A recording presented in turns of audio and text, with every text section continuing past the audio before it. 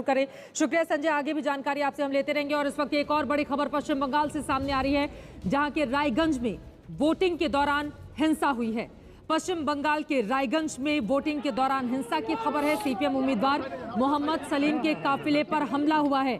आपको बता दें 2014 में रायगंज की सीट सीपीएम ने ही हासिल की थी। इस बार सीपीएम से मोहम्मद सलीम मैदान में हैं।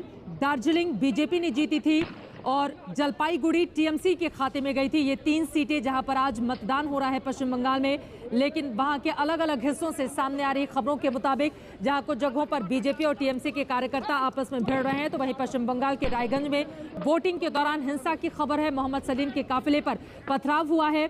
पथराव करने वाले कौन से लोग हैं, वो क्या चाहते थे, और मोहम्मद सलीम को किसी तरह की कोई चोट तो नहीं आई है। जैसे हमारे संवाददाता इस बारे में ज्यादा जानकारी के साथ जुड़ते हैं, इन तमाम खबरों पर अपडेट हम लेंगे। फिलहाल रायगंज जहां पर वोटिंग लगातार जारी है, पोलिंग स्टेशन, और वहीं से ये खबर सामने आई है, मोहम्मद सलीम सीपीएम के उम्मीदवार हैं, उनके ऊपर किया गया है हमला, उनके काफिले पर किया गया है पथराव।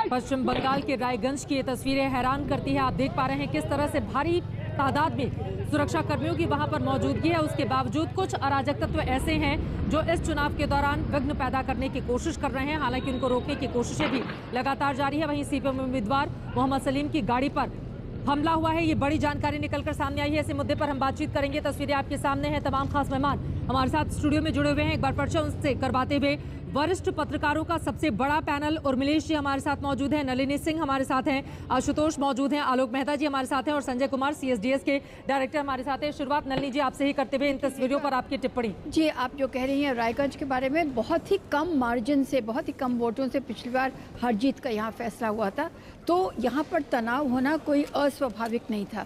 इस बार भी कांटे की टक्कर नजर आ रही है। और आपको याद होगा कांटे की टक्कर किन किन के बीच में? दीपा दास मुंशी और मोहम्मद सलीम के बीच में। और दीपा दास मुंशी का आपको याद है बीच में एक सुगबुगाहट से शुरू हुई थी कि ये इतनी नाराज हैं कि ये पाला बदल के कहीं भाजपा में न चले जाएं, लेकिन कांग्रेस ने किसी तरह से बचा लिया इनको, और इनको इस बार टिकट दी हुई है। जैसे मैं आपको सुबह कह रही थी, कुछ लोगों पर वहां पर लाठीचार्ज भी किया है सुरक्षा कर्मियों ने।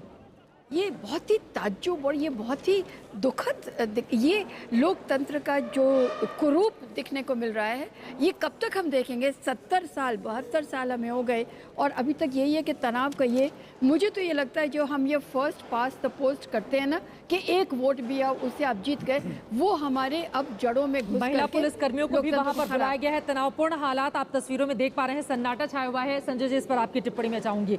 चिंताजनक ये तस्वीरें, चिंताजनक है, लेकिन साथ साथ मैं ये कहूँगा एक इंटेंस पॉलिटिकल कंपटीशन की ओर भी को भी एक दर्शाता है, जिसका नलिनी जी ने जिक्र किया। ये इंटेंस पॉलिटिकल कंपटीशन है, और इंटेंस पॉलिटिकल कंपटीशन एक डेमोक्रेसी के लिए मैं एक हेल्दी साइन बताता हूँ। लेकिन ये हेल्दी साइन का मतलब ये नहीं कि आप सड़कों पर झड़प करें और दूसरों के साथ मारपीट करें। अगर इसको हम घटा दें इससे, तो मुझे लगता है हेल्दी पॉलिटिकल कॉम्पिटिशन है।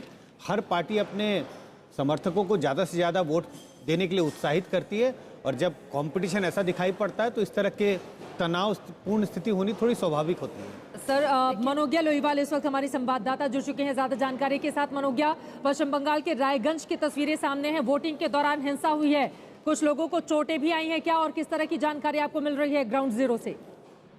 दोनों लोकसभा चुनाव जो हो रहे हैं, एक तो रायगंज और दूसरा चोपड़ा जो विधानसभा है, लेकिन इस समय दार्जिलिंग लोकसभा में पड़ता है। दोनों जगह इस समय हिंसक झड़पें, लोगों के बीच में बमबाजी, समर्थकों के बीच में मारपीट, ये सब हो रहा है। और इन सब के मद्देनजर रायगंज उम्मीदवार, वाम मोर्चा के उम्मीदवार मोहम्मद सलीम की गाड़ी पर भी पत्थरबाजी हुई है। तो उम्मीदवारों को भी नहीं छोड़ा जा रहा है इस समय। बंगाल में जिस तरह से वर्चस्व की लड़ाई है, न सिर्फ जमीनी स्तर पर लड़ाई है, लेकिन वोटरों के बीच में, समर्थकों के बीच में मारपीट की झड़प, जिसकी वजह से पहले रैफ उतारी गई, उसके बाद सेंट्रल पैरामिलिट्री फोर्सेस को तैनात किया गया। और चोपड़ा में ऐसे कई इस समय ईवीएम बूथ पोलिंग बूथ है जहाँ पर इस समय मतदान नहीं हो पा रहा है, क्योंकि स्थिति इतनी बिगड़ चुकी है। शुक्रिया मनोज्ञा, आगे भी जानकारी आपसे हम लेते रहेंगे। पश्चिम बंगाल की ये तस्वीरें, सुरक्षाकर्मी हालात काबू में करने की कोशिशों में लगे हुए हैं, उसके बावजूद जो उपद्रवी हैं, अराजक तत्व हैं, मानने के लिए तैयार नहीं, आपस में झड़प की खबरें सामने आ रही हैं। इस बड़ी खबर पर बने हुए एक छोटे से ब्रेक के बाद हम फौरन हाजिर होंगे। आप देखते रहिए आज तक।